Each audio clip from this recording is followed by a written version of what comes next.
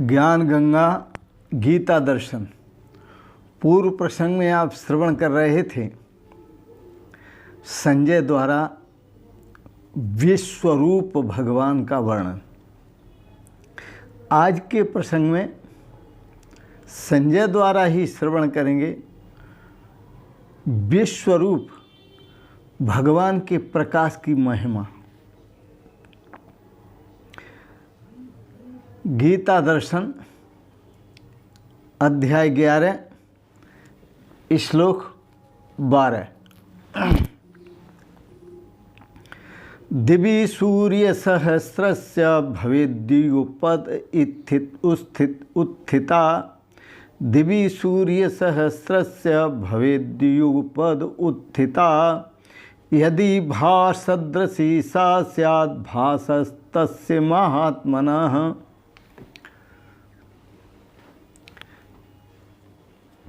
संजय दिव्य दृष्टि वाले हैं, आँख वाले हैं।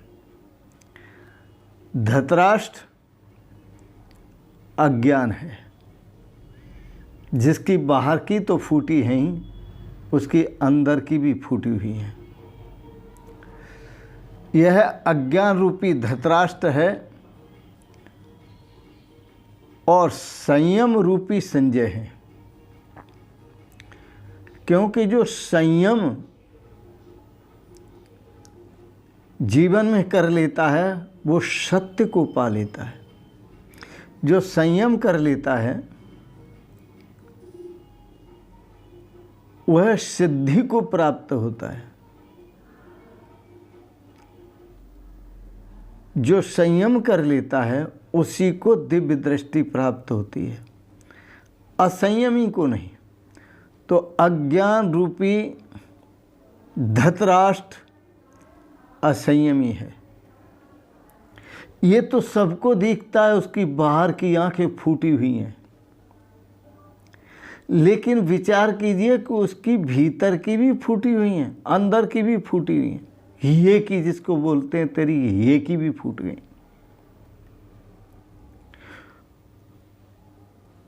श्री सूरदास जी महाराज, उनकी बाहर की आंखें फूटी थी लेकिन अंदर की खुली हुई थी। वो भगवान के स्वरूप का दर्शन करते थे, उन्हीं का नाम संकीर्तन करते थे, उन्हीं का गुणगान करते थे और उसी में मस्त रहते थे। प्रभु के भजन में मस्त रहते थे क्योंकि उनकी आंखें अंदर की खुली हुई थी। यह धृतराष्ट्र मोहा अंध है। जो मोह में अंधा होता है वो चाहे उसे अपने परिवार का मोह हो, चाहे दूसरे के राज्य का मोह हो, चाहे दूसरे की प्रॉपर्टी का मोह हो, वो मोहा अंध कहलाता है। और मोह एव महामृत्यु, यह जो मोह है यही महान मृत्यु है, जिसके लिए भगवान श्री कृष्ण ने कहा था मोह एव महामृत्यु तस्मा जही भारत। हे भरतवंशी अर्जुन, इसलिए इस मोह को जीत। तो ये धृतराष्ट्र कौन है? ये धूर्त राष्ट्र, ये धूर्तों का राजा है, ये दुर्बुद्धियों का राजा है, ये दुष्टों का राजा है धृतराष्ट्र।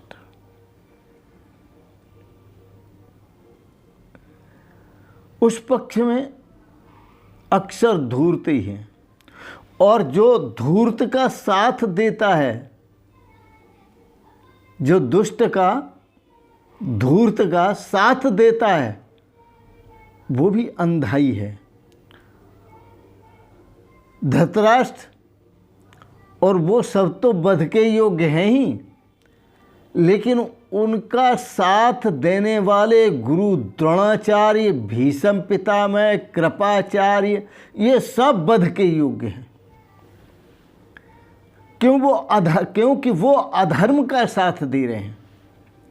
जो अधर्म का साथ देता है वह बद्ध होता है, पूज्य नहीं होता।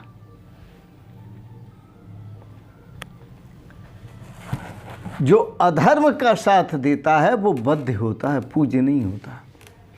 अधर्म करता है वह तो बद्ध हैं ही, उनका तो वध करना अति आवश्यक है अर्जुन। लेकिन जो उनका साथ देते हैं वो भी बद्ध हैं, वो पूज्य नहीं है, वो आदर के पात्र नहीं है, वो अनादर के पात्र हैं। उनकी भी पूजा की जाती है, पर किससे?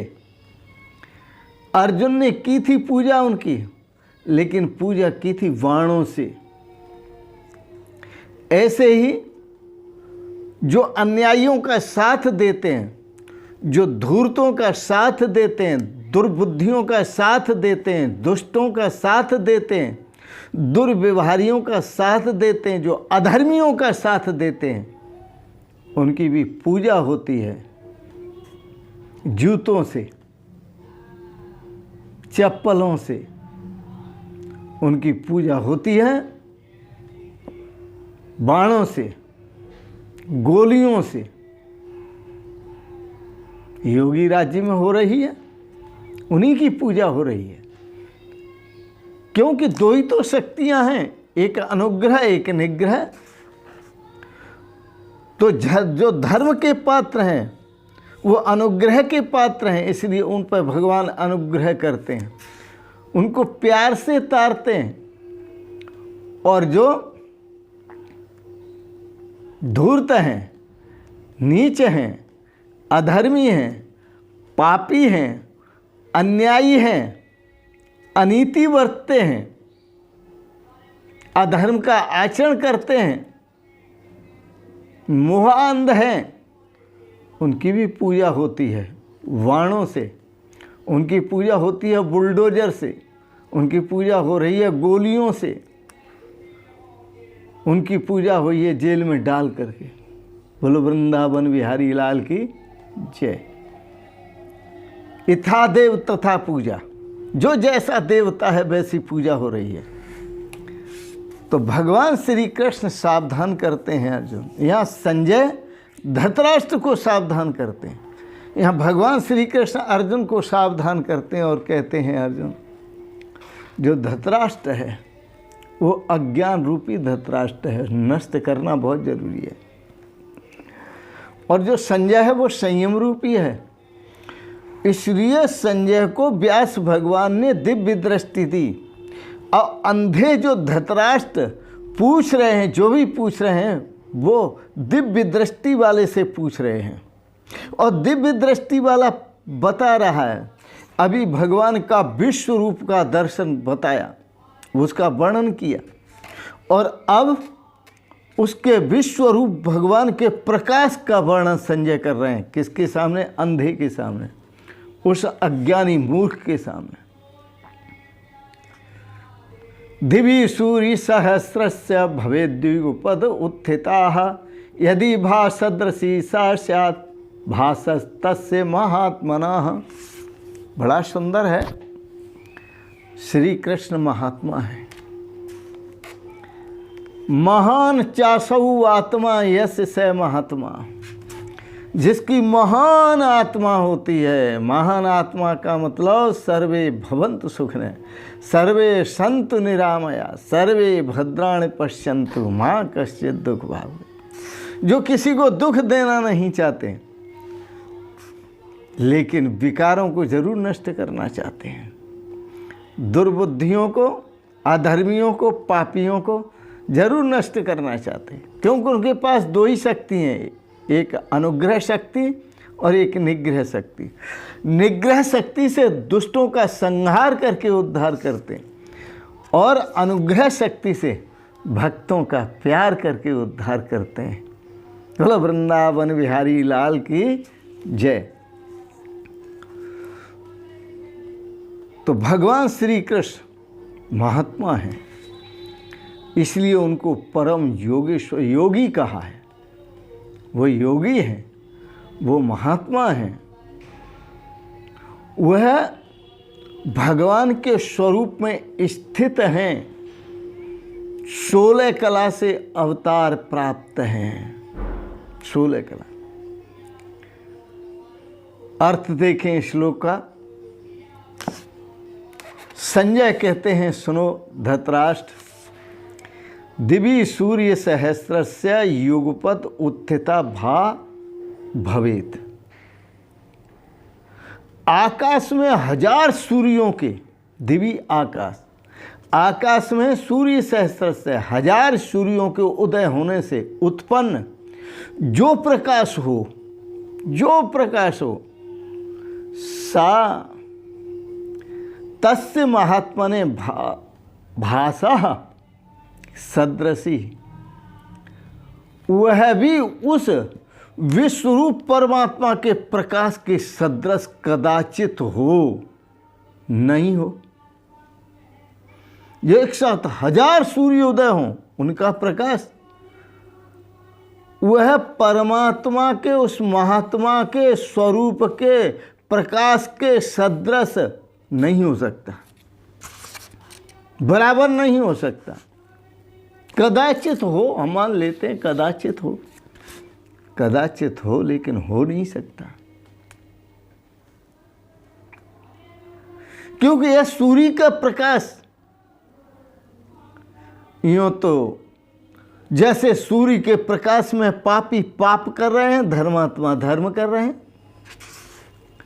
ऐसे ही परमात्मा के प्रकाश में पापी पाप कर रहे हैं, धर्मात्मा धर्म कर रहे हैं। लेकिन जो संयमी पुरुष हैं संजय, उनको दिव्य दृष्टि मिलती है।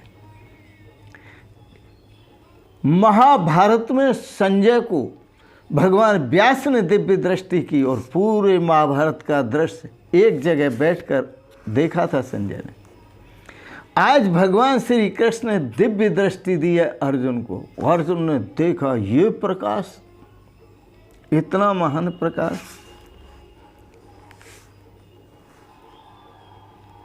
जिसको कहना चाहिए कि अर्जुन भौचक्क रह गया, आश्चर्यचकित रह गया इतना प्रकाश देखकर।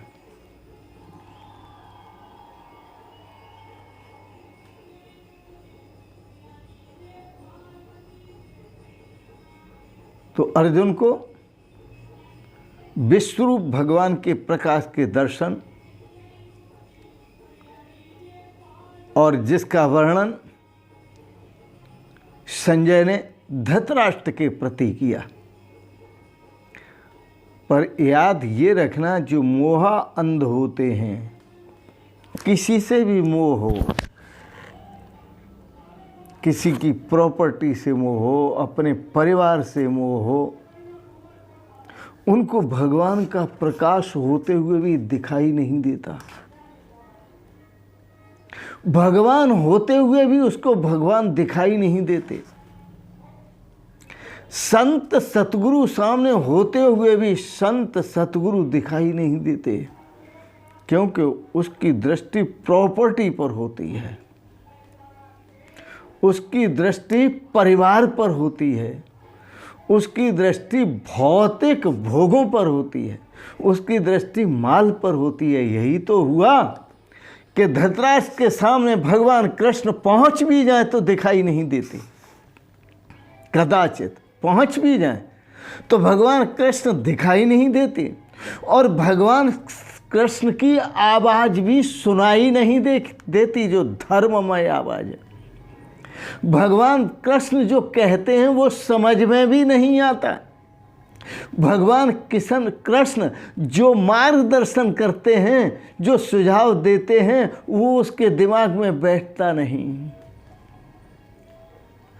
अक्रूर जी को भेजा था भगवान श्री कृष्ण ने, धृतराष्ट्र को समझा लो।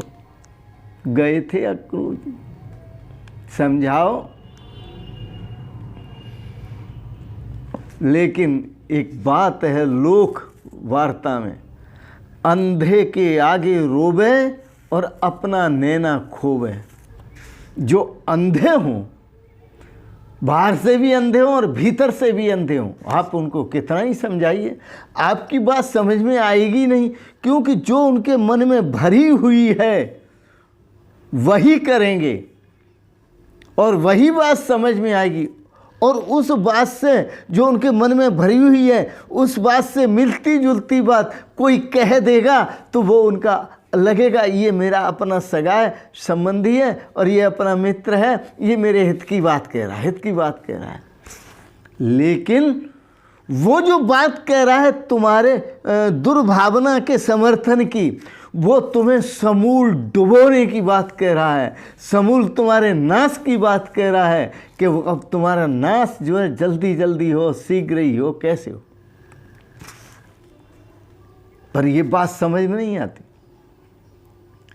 उसकी बात समझ में आती है क्योंकि वो तुम्हारे सुर में लाता है, तुम्हारे मन की बात कहता है, तुम जो चाहते हो वो बात कहता है, वो तुम्हें अच्छा लगता है। लेकिन जो पते की बात कहता है, जो तुम्हारे हित की बात कहता है, जो बात धर्म का स्वरूप है, सत्य का स्वरूप है, भगवान का स्वरूप है और जीवन के आनंद का स्वरूप है, जो सुख और शांति का स्वरूप है, जो अनंत आनंद स्वरूप और अनंत शाश्वत शांति का स्वरूप है, वो बात समझ में नहीं आती। क्योंकि विनाश काले विपरीत बुद्धि, जब विनाश का समय आता है तो बुद्धि भी विपरीत हो जाती है, बुद्धि भी विपरीत हो जाती है। चलो बढ़िया है। तो आज के प्रसंग में संजय ने धृतराष्ट्र को बताया भगवान के विश्व स्वरूप के प्रकाश की महिमा। वो इतनी महिमा है, उसमें इतना सुख है कि संसार के सुख उसके सामने फेल, कुछ नहीं, तुच्छ है। उसमें इतना आनंद है लबालब भरा हुआ कि संसार का आनंद बिल्कुल बेकार। उसमें इतनी शांति, शाश्वत शांति ओतप्रोत है जिससे जीवन आनंद से भर जाता है, सुख और शांति से भर जाता है। उसके सामने ये संसार के नाशवान पदार्थ और ये संसार के संसारी व्यक्ति, ये संसार की संसारी वस्तुएं, ये संसार के संसारी अवस्थाएं, ये संसार के पद कोई भी सुख शांति आनंद नहीं दे सकते, सब ठीक है उसके साथ। आओ नारायण, ज्योतिषाम ज्योति ही, वह जो भगवान का स्वरूप है, प्रकाश स्वरूप, वो तो ज्योतियों का भी महान ज्योति है। ज्योतिषाम अपि तज्ज्योति ही, सबसे उत्तम, सबसे श्रेष्ठ जितनी भी ज्योतियां हैं उन सभी ज्योतियों में सबसे उत्तम, सबसे श्रेष्ठ ज्योति है, ज्योति स्वरूप है परमात्मा। जितने भी आनंद हैं सभी आनंद में सर्वश्रेष्ठ आनंद स्वरूप है परमात्मा। जितने भी सुख हैं सभी सुखों में सर्वश्रेष्ठ सुख आत्मा के है परमात्मा। जितनी भी शांति आपको मिलती है दुनिया के पदार्थों के मिलने से, सभी पदार्थों से बढ़कर, सभी शांतियों से बढ़कर परमात्मा से मिलने वाली शांति जो है वो सबसे बढ़कर सबसे उत्तम है। तस्य भाषा सर्वमिदं विभाति। जहाँ जहाँ आप शांति आपको दिख रही है ये वास्तव में उसी की शांति है, लेकिन आप जो है जो दिख रहा है उससे चिपक जाते हैं, जो नहीं दिख रहा है वह तुमसे छूट जाता है। वही तो है परम शांति का स्रोत, परम आनंद का स्रोत, जो तुम्हारी दृष्टि से परे रह जाता है। याद रखना, व्यक्ति अपनी बातों में जो जो कहता है और जो जो दिखाता है वो सच नहीं है। अपनी बातों में जो कहता है और जो दिखाता है वो सच नहीं है, लेकिन कहने में और दिखाने में जो छुपाता है वही सच है। जो छुपाता है वही सच है। दूसरे शब्दों में बात कह दूं कि व्यक्ति शब्दों में जो कहता है और जो वो दिखाने में दिखाता है जो सच है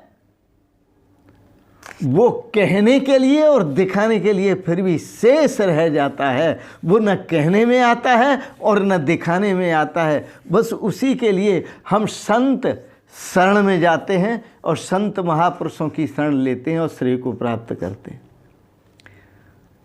संत चरण मन लाग रे तेरी अच्छी बनेगी। संत शरण मन लाग रे तेरी अच्छी बनेगी, अच्छी बनेगी तेरी बिगड़ी बनेगी। खुल जाएंगे तेरे भाग रे तेरी अच्छी बनेगी। संत शरण मन लाग रे तेरी अच्छी बनेगी। इसलिए क्या करो, निष्काम हो जाओ, बिल्कुल निष्काम, और निष्काम भाव से भक्ति करो, भगवान का भजन करो। संत महापुरुष कहते हैं, हो करके निष्काम भजो रे मन श्री रामा। हो करके निष्काम भजो रे मन श्री रामा। हो करके निष्काम भजो रे मन श्री रामा। ज्यों सरता सागर मिल जावे, ज्यों सरता सागर मिल जावे। तजय रूप और नामा भजो रे मन श्री रामा। तजय रूप और नामा भजो रे मन श्री रामा। हो करके निष्कामा भजो रे मन श्री रामा। हो करके निष्कामा भजो रे मन श्री रामा। तैसे ही जीव ब्रह्म पद पावे, तैसे ही जीव ब्रह्म पद पावे। होवे पूर्ण कामा भजो रे मन श्री रामा। होवे पूर्ण कामा भजो रे मन श्री रामा। हो करके निष्कामा भजो रे मन श्री रामा। और भृंग सी कीट सम करो एकता। ब्रह्म कीट, भृंग, भृंग एक कीड़ा होता है और वो दूसरे कीड़े को पकड़ करके अपने घर में बंद करता है और ऊपर से गुनगुनाता रहता है, उसे अपना स्वरूप दे देता है। ऐसे ही भगवान ने इस शरीर रूपी घर में आपको बंद कर दिया है। भगवान ऊपर से गुनगुना रहे हैं, उनकी भाषा सुनो, अच्छा है वो अपने समान कर ले। भृंग कीट सम होत एकता। ब्रह्म की भृंग कीट सम होत एकता। सुमिरो आठो यामा भजो रे मन श्री रामा। सुमिरो आठो यामा भजो रे मन श्री रामा। हो करके निष्कामा भजो रे मन श्री रामा। कहीं विज्ञान बही सो तू है, कहीं विज्ञान बही सो तू है। जैसे सूरज घामा भजो रे मन श्री रामा। जैसे सूरज घामा भजो रे मन श्री रामा। हो करके निष्कामा भजो रे मन श्री रामा। सूरज से कभी घाम धूप भिन्न नहीं होती। सूरज और धूप एक ही है। यदि धूप नहीं है तो सूरज का महत्व नहीं। हो करके निष्कामा भजो रे मन श्री रामा। तो आपने सुना भगवान के विश्व रूप, भगवान के प्रकाश की महिमा का आप श्रवण कर रहे थे। आज इतना ही। आपने गीता पर दार्शनिक विचारों को श्रवण किया, इसके लिए बहुत बहुत अनुग्रहित हैं। एक बात ज़रूर कहेंगे, आपको गीता दर्शन पर विचार अच्छे लगे, आप इनको सब्सक्राइब करें, लाइक करें, शेयर करें। इन शब्दों के साथ ही आप सभी के पवित्र श्री चरणों में समस्त श्रोताओं के श्री चरणों में प्रणाम करते हुए, सादर प्रणाम करते हुए, ओम शिवोहम शिवोहम शिवोहम।